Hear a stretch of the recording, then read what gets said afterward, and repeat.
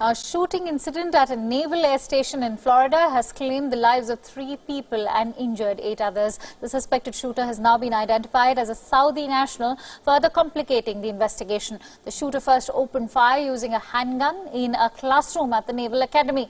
The authorities were first informed about the shooting at around 6:50 a.m. local time. The gunman exchanged gunfire with 2 deputies and was killed in the firefight.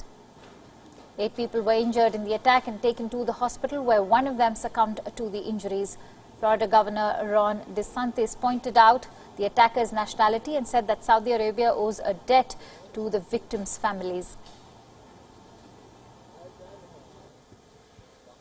One of the things that I talked to the president about is, given that this was a foreign national in the employ of a foreign service, and there'll be time to do this, but obviously the government of Saudi Arabia needs to make things better for these victims, and I think that they're going to owe a debt here, given that this is one of their individuals. The base is currently under lockdown and will remain so until further notice. Considering the complexity of the case, the FBI has decided to take over the investigation. The Saudi king, meanwhile, spoke to President Donald Trump and expressed his condolences over the shooting. He assured the president that the shooter does not represent the feelings of the Saudi people towards the United States.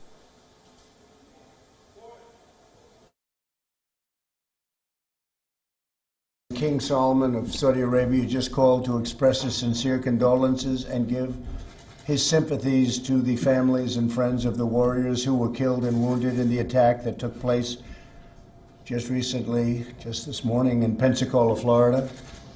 The king said that the Saudi people are greatly angered by the barbaric actions of the shooter, and that this person in no way, shape, or form represents the feelings of the Saudi people, who love the American people so much.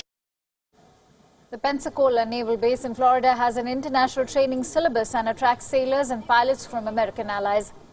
It's a long-standing tradition at the base, according to the junior commanding officer.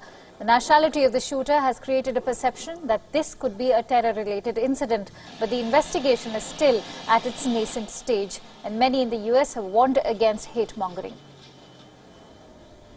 There's a very natural tendency to jump to the conclusion that because the shooter was a Saudi national, that this is an act of terrorism. And I think we should resist the impulse to jump to that conclusion and wait for facts to be developed by the FBI and the military and follow the facts wherever they lead.